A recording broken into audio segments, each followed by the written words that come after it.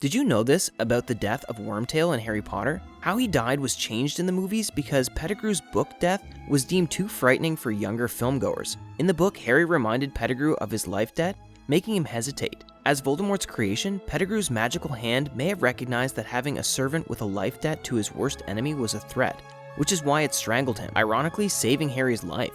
On the other hand, Pettigrew's death in the movie was nothing more than comic relief. He got hit with a spell by Dobby from the back, muttering a soft "ow" as he fell face first.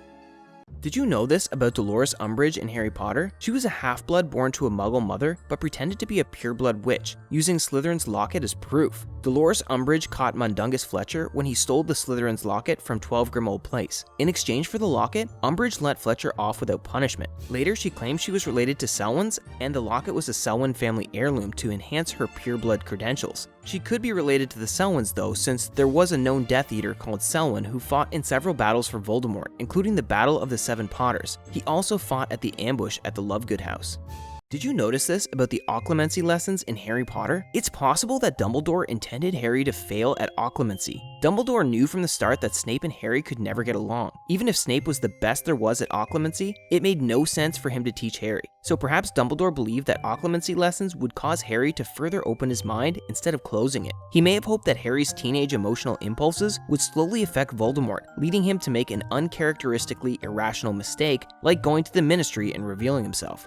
Did you notice this in Harry Potter and the Goblet of Fire? Harry brought back Cedric Diggory's body with him using the Portkey after his battle with the newly resurrected Voldemort. However, in every other instance, a person could only be transported if they touched a Portkey. Yet the scene shows how Harry had grabbed the cup with one hand and Cedric's body with the other. Nevertheless, there could be any reason for this. When a wizard uses a Portkey, any object they are touching comes with them, including clothes, bags, and such. Therefore, since Cedric's body no longer had a soul, it was only an object, not a person.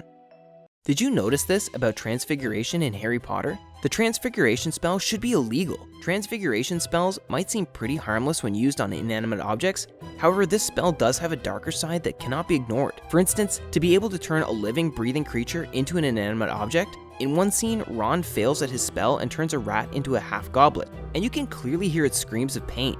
Would that not be animal cruelty? Again, Mad-Eye Moody showed how easily he could transform any pupil into an animal when he turned Malfoy into a ferret. Because there's no way for the victim to transform back, they could be lost forever in the wilderness. Should that even be allowed? Did you notice this about Harry's Quidditch skills in Harry Potter? Harry was not only a natural-born flyer, but also a natural seeker as well. When Oliver Wood explained his role in the team, he brought out the elusive golden snitch. However, there is a very interesting detail here that people might miss if they don't look closely. When the snitch flew out, Harry's eyes immediately tracked it, even though he had never seen it before. On the other hand, Oliver could be seen looking in the totally opposite direction trying to locate it. This shows how difficult it is to find the snitch and to be an effective seeker.